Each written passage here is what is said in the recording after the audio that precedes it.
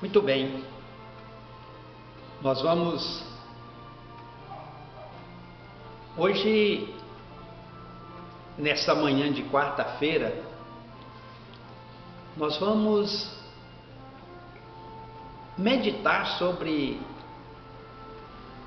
uma passagem das Escrituras Sagradas e que muito fala aos nossos corações, muito nos ensina, muito nos revela e que textos, pedaço desse texto sagrado já esteve na boca de muitas pessoas. Você conhece essa frase famosíssima? Aquele que não tiver pecado, seja o primeiro a atirar pedras. Bem, nós vamos ler aqui então parte desta passagem no Evangelho de João, capítulo 8. Diz assim: Mas Jesus foi para o Monte das Oliveiras e de manhã cedo apareceu de novo no templo e todo o povo se reuniu em volta dele. E ele se assentou para os ensinar. Os escribas e os fariseus trouxeram a Jesus uma mulher apanhada em adultério. Puseram-na de pé no meio de todo o grupo e disseram a Jesus: Mestre, esta mulher fora apanhada em adultério. Na lei nos ordenou Moisés que tais mulheres sejam apedrejadas. Ora, o que dizes tu? Eles usavam esta pergunta como uma armadilha para terem de que o acusar. Mas Jesus se inclinou e começou a escrever com o dedo na terra. Bem, irmãos, a frase ela é famosíssima. O que não tiver pecados, aquele que não tiver nenhum pecado, atire a primeira pedra. Esse é um ponto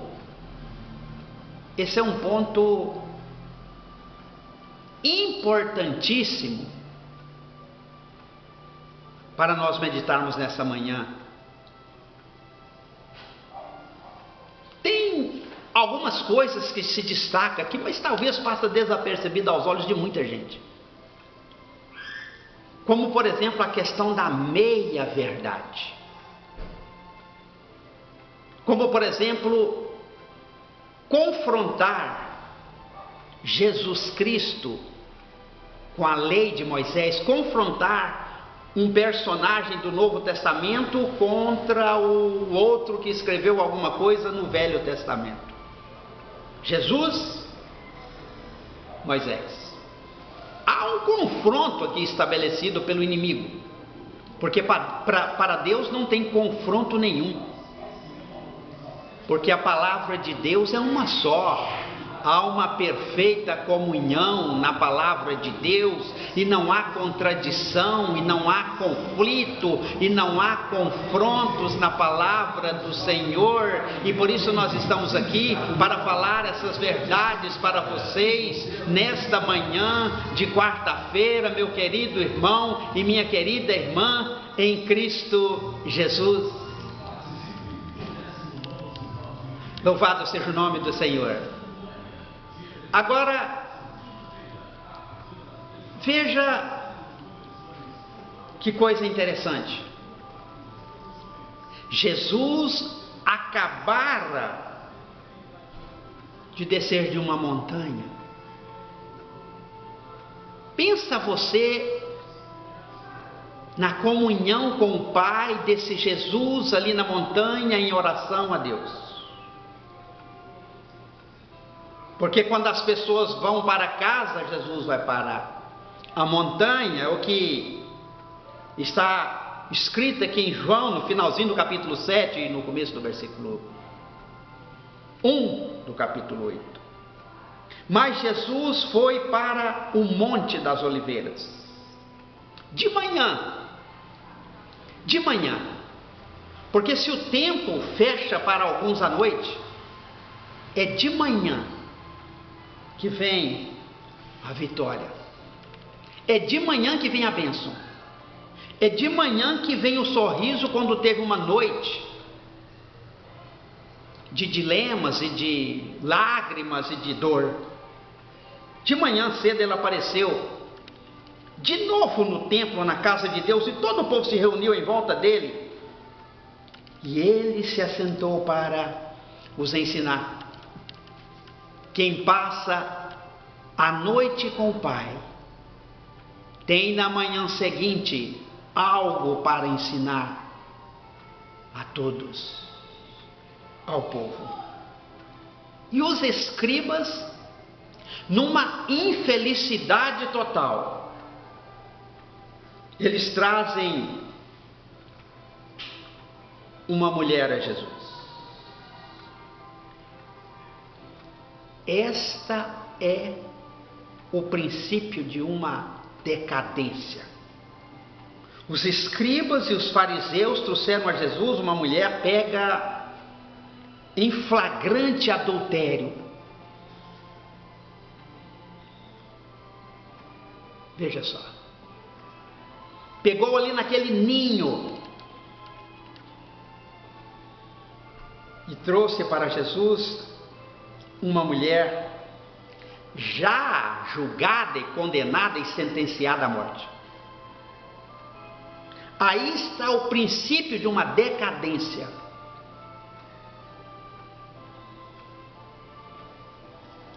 E eles são cruéis, eles são caprichosos, porque diz o Espírito Santo, queridos, que puseram-na de pé no meio do grupo, para tentar envergonhá-la o máximo possível, para tentar a tortura dela ser a mais intensa possível, a mais vergonhosa possível, o maior vexame que jamais aquela pessoa experimentou na sua vida. Ela não vai experimentar um vexame como esse no futuro, e nem experimentou nada parecido no passado. O intento do inimigo, meu irmão e minha irmã, é te envergonhar. O intento dele é te expor ao vexame, à vergonha, ao desconforto, que a pessoa se sinta muito mal.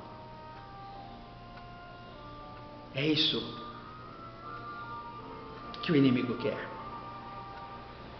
Colocou ela em pé, no meio do grupo, para que todo homem, todo olho que tivesse por ali pudesse olhar para ela com olhar de condenação, olhar de quem já tinha julgado e condenado ela, e já, para eles, ela já estava morta. Era uma questão de tempo, e uma questão de ver a tombar ali, com uma montanha de pedras em cima dela, cheias de hematomas por todo o corpo, e enfim morta.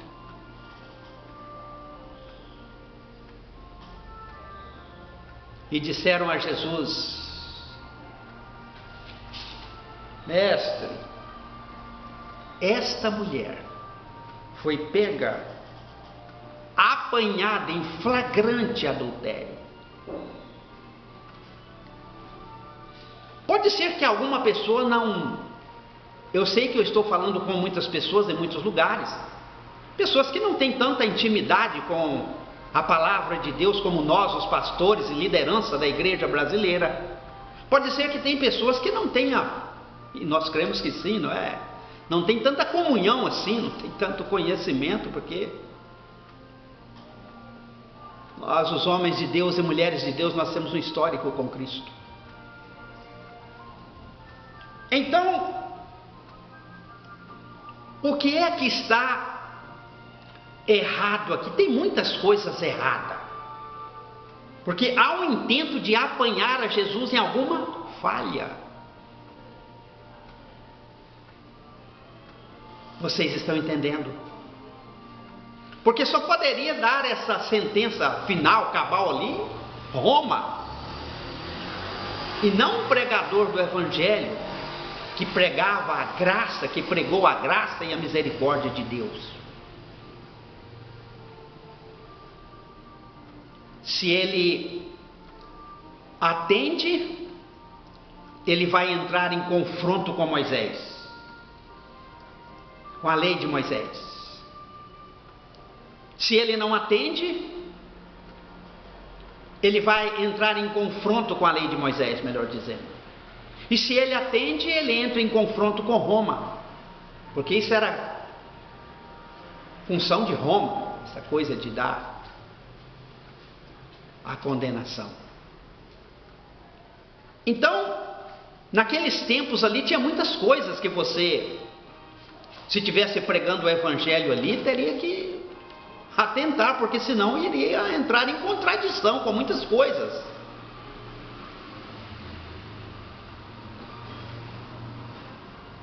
Mas tem algo aqui que fica escondido e passa desapercebido, e você não vê as pessoas falarem de fato que está na Bíblia, em Levíticos e também em Deuteronômio.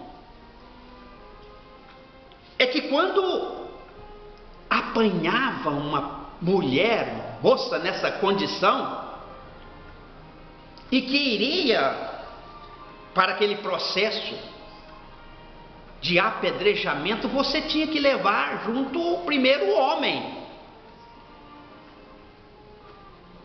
Os dois iriam juntos para esse procedimento, esse processo de apedrejamento. Os dois iam sofrer isso, o homem e a mulher. Não é apenas uma das pessoas que estavam lá naquele ninho, naquela cama. Eram os dois. Sabe, há pouco tempo uma irmã disse para mim alguma coisa, para nós, para mim o pastor Silas e para a minha esposa a pastora Almerita, que determinadas igrejas ou ajuntamento de pessoas que dá o nome de igreja, cada grupinho desse está com parte da verdade. Ela dizia aquilo dizendo que isso é mal, e é mal mesmo. É uma coisa estranha, esquisita estar com parte da verdade, porque se nós estamos com Jesus, nós estamos com toda a verdade. Ele diz: eu sou o caminho, a verdade e a vida. Ninguém vem ao Pai senão por mim. Ele é a própria verdade, ele é a verdade literal, ele é a plenitude da verdade. Então isso é uma coisa que me chamou a atenção quando aquela irmã disse isso.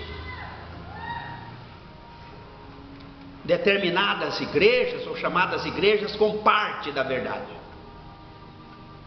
Conhecer a Bíblia é fundamental. Um dos santos diz assim: conheçamos e prossigamos em conhecer o Senhor nosso Deus. Pedro diz: antes de tudo crescei na graça e no conhecimento de nosso Senhor Jesus Cristo. Veja você, aonde você estiver me vendo, me ouvindo, que conhecer a verdade é algo importantíssimo, mas é toda a verdade, é conhecer a Bíblia o máximo possível.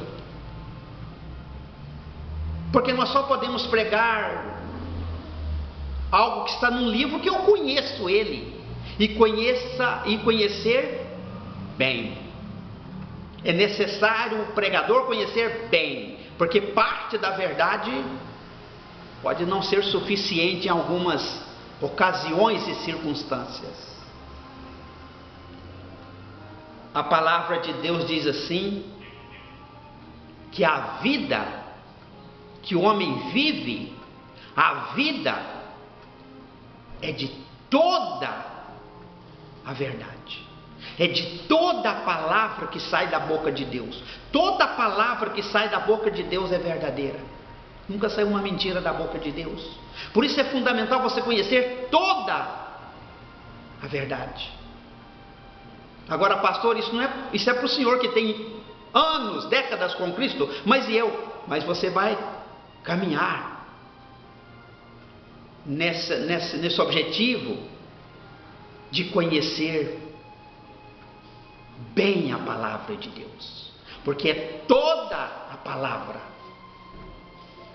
O que traz vida é toda a palavra, não é tão somente o pão que enche o estômago, mas é toda a palavra que sai da boca de Deus. Então isso aqui é meia verdade, porque traz uma mulher, pega em flagrante adultério, mas e o homem? Tinha um homem ali com ela, e se traz os dois, pastor, o que seria? Nós vamos aprender isso já já. Se traz os dois também não adiantaria. Não seria apedrejado nenhum nem outro. Lembrando que Jesus não veio destruir, anular a lei de Moisés, ele veio cumprir a lei de Moisés e torná-la gloriosa, como diz Isaías. Mas eles estão ali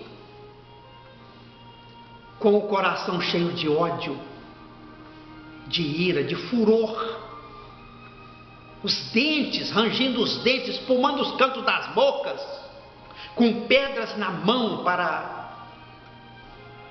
atirar contra aquela amedrontada e confusa mulher. Bem, vale a pena nós recordarmos o que nós falamos há pouco. Se ele atende essa sugestão, as coisas teriam dado tudo errado. Porque, na verdade, ele é um poço de graça e de misericórdia, e as pessoas queriam de fato era apanhar ele em alguma falha para ter de que com razão o acusar. Então o meu irmão pode ver que a malícia ali corria solto. Aí é solta ali, né? A malícia. Mas o Senhor conhecia e conhece os pensamentos do coração. Antes que nenhuma palavra chega à minha boca e à sua boca, Deus já conhece. Bem, tem algo que nós queremos falar nesta manhã. Parece que hoje nós temos uma condição muito mais privilegiada do que no passado, e é verdade. Porque tem algum lugar no livro de Deuteronômio, capítulo 29, versículo 29, que diz assim, que as coisas encobertas são para Deus, e as coisas reveladas são para nós e nossos filhos. Mas a Deus pertence as revelações, ao Senhor pertence as revelações. E Deus tem me revelado de maneira especial. Porque que ele não atendeu essa tentação, ele já tinha discernimento disso, e jamais ele iria atender, e já coloquei, se atendesse teria problemas, se não atendesse também teria problemas, parece que não tinha saída. Mas um dos santos, um profeta menor, diz que ele tem as saídas desde os tempos eternos. Ele tem a saída desde os tempos eternos. E a palavra de Deus, ela é maravilhosa. Quando eu estava meditando nisso aqui, eu me lembrei de um versículo em Romanos. Eu me lembrei de um versículo que o apóstolo Paulo escreveu para uma igreja que ele não conhecia. Não podia pegar uma vara e sair surrando aqueles crentes de Roma, como ele fez em Corinto, porque ali ele era pai, ele podia fazer isso. Mas ali não, era crentes estranhos, ele não conhecia, não eram filhos dele na fé. Ele tinha que usar coisas lógicas, assuntos óbvios. E Paulo diz em Romanos, não é? No capítulo 8, ali no versículo 3, ele diz que a lei, ela se enfermou. O mandamento que ele escreve que é santo, justo e bom, o mesmo mandamento santo, justo e bom, agora está enfermo. Pastor, como pode ser isso? Algo santo enfermar. Eu imaginava que tudo que é santo não enferma de forma nenhuma. Há só uma maneira de algo santo enfermar, querido. É pela carne. Pela força da carne, algo santo como o mandamento de Deus enfermou. A lei tornou fraca, enferma pela carne, pela força da natureza carnal das pessoas.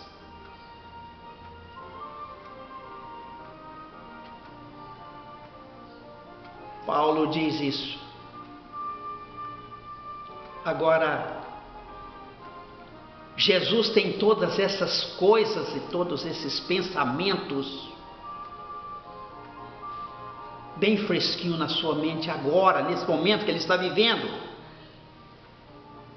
com esse grupo de pessoas tentando ele, para apanhar ele em alguma falha, em algum fracasso, em algum equívoco.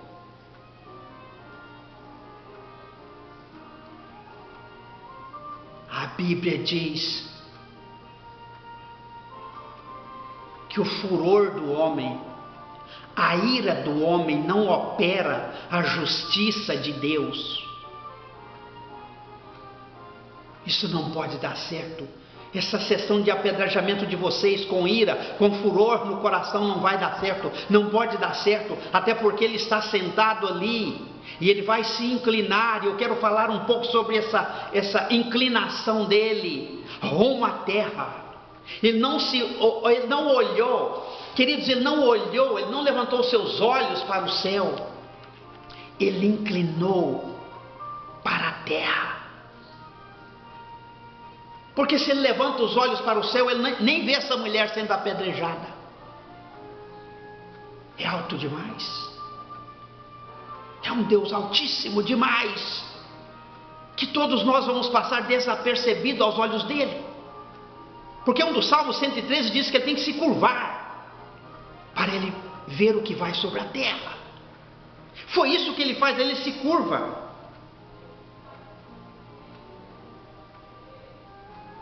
E começa a escrever com o dedo na terra. Veja só, que coisa tremenda e tão mal compreendida por todos, quase todos. Porque na verdade as pessoas jamais entenderam isso a fundo, como Deus tem nos revelado. esse mandamento que vocês querem que eu observe ele, que está na lei de Moisés. Eu conheço a lei de Moisés, fui eu que dei a lei de Moisés lá no Monte Sinai para ele, fui eu que passava noites, dias, muitas noites e muito tempo, muitos dias ali sobre o Sinai, dando a lei para ele. Fui eu que dei essa lei para ele. Agora eu vim à terra para fazer essa lei gloriosa, torná-la gloriosa. Eu não posso atender e não vou atender ao mandamento doente, porque a força da carne de vocês, a força da maldade de vocês, a força da malícia de vocês, a força da crueldade de vocês, a força da ira de vocês, fez o mandamento do meu Pai doente no momento. No momento eu não posso atender essa malícia de vocês, jamais atenderia. Porque esse mandamento está enfermo pela carne, pela força da carne de vocês. Porque certamente aquelas pessoas que estavam ali, queridos, com pedras nas mãos para atirar naquela mulher, certamente, quem sabe alguns desses homens também já teriam deitado com ela. É quase certo que sim. Alguns desses aí já teria deitado com ela em alguma ocasião no passado. Mas Deus não se esquece dessas coisas. E ele inclinava, e inclinando, ele escrevia com o dedo em terra. Eles usavam essa pergunta como uma armadilha para terem de que acusá-lo. Moisés mandou que tais mulheres sejam apedrejadas. Tu o que dizes? Jesus se inclinou e começou a escrever com o dedo na terra. Glória a Deus, aleluia. Ele se inclina. Ele se inclina. Alguém chegou para mim no meu serviço, há uns tempos atrás, e perguntou para mim, pastor, o que é que Jesus estava escrevendo com o dedo na terra? O senhor é um homem de revelação e quero que o senhor me fala se Deus já te revelou alguma coisa, porque eu jamais pude entender isso e gostaria de ver a sua posição, a sua palavra. É muito fácil. Deus me revelou sim. Já preguei sobre isso muitas vezes para muitas pessoas na mídia, em Uberlândia, Minas Gerais, em muitos lugares. Ele se inclinou e começou a escrever com o dedo na terra. A graça de Deus baixou até a terra. A graça de Deus tocou a terra. A graça salvadora que vai salvar essa mulher aqui agora, e que pode salvar vocês, os acusadores, se vocês arrependerem dos pecados e aceitar a graça de Deus, que é o próprio Jesus. A graça de Deus revelada é Jesus Cristo, o Salvador. Como insistisse na pergunta, ele se endireitou e diz essa frase que quantas pessoas conhecem? Milhares, milhões de pessoas conhecem isso no planeta. Aquele que dentre vós está sem pecado, seja o primeiro a lhe atirar uma pedra. Inclinando-se novamente, escrevia na terra. Eu quero que o meu irmão e a minha amada irmã fique com essas revelações, que vai te ajudar aí onde a senhora estiver, o senhor estiver na sua casa, onde vocês me ver pela mídia, as redes sociais.